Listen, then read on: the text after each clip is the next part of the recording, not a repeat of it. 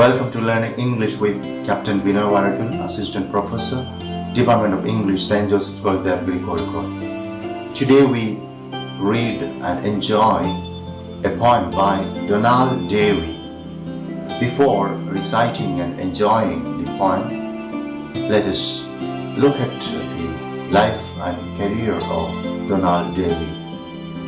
Donald Davie was born in Barnsley in the West Riding of Yorkshire in 1922. He attended Barnsley Grammar School and St. Catherine's College, Cambridge. During World War II, he joined the Navy and served in Russia, India, and Sri Lanka, after which he went back to Cambridge for further study. He taught at Santa Barbara, California, and the University of Cambridge. In 1964, he became professor of literature at the University of Essex in Colchester. Since 1968, he has been teaching at Stanford University, California.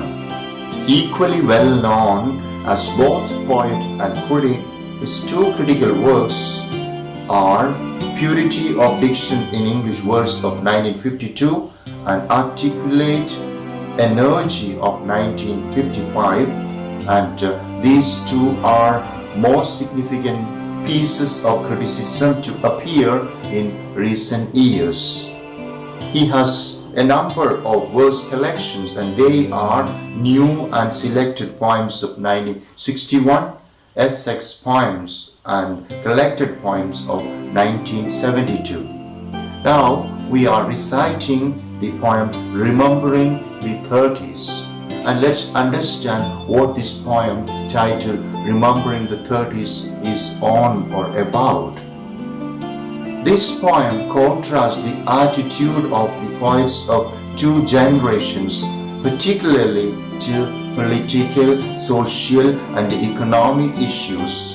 The poets of the 30s and the 50s. The burning issues and vexing problems of the earlier period appear remote and unreal to the poets of the later one. The phrase neutral tone best explains the quality most characteristic of and most cherished by the poets of the movement poetry. When the poem was originally published, the following quotation from Paul Tillich was provided as epigraph. Quotation: Courage is an ethical reality, but it is rooted in the whole breadth of existence and ultimately in the structure of being itself. The poem Remembering the Thirties is in iambic meter and it rhymes A, B, A, B. Let's listen. Remembering the Thirties. Hearing one saga, we enact the next. We please our elders when we sit enthralled. But then they are puzzled, and at last they are vexed to have their youth so avidly recalled. It dawns upon the veterans after all that what for them were agonies, for us are highbrow thrillers, though historical, and all their feats quite strictly fabulous. This novel, written 15 years ago, set in my boyhood and my boyhood home.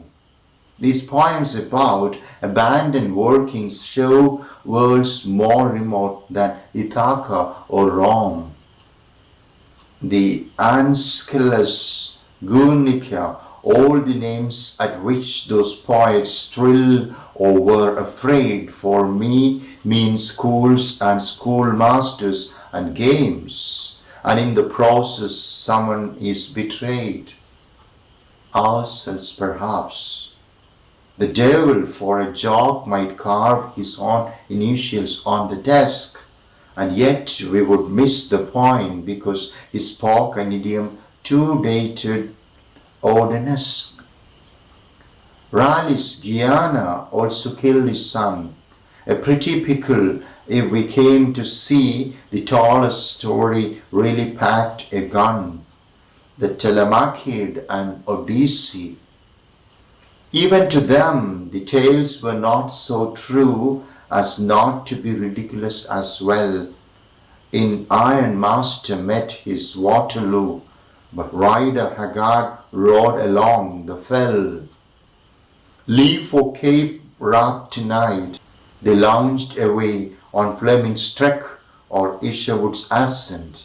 England expected every man that day to show his motives were ambivalent. They played the fool not to appear as fools in time's long glass. A deprecating air disarmed, they thought, the jeers of later schools. Yet irony itself is doctrinaire, and curiously nothing now betrays their tied to time's derision. Their craze for showing Hector was a mother's boy. A neutral tone is nowadays preferred, and yet it may be better if we must to find the stance impressive and absurd than not to see the hero for the dust. For courage is the vegetable king, the sprig of all ontologies, the weed that bears the slag heap with his hectoring, whose green adventure is to run to seed. Thank you.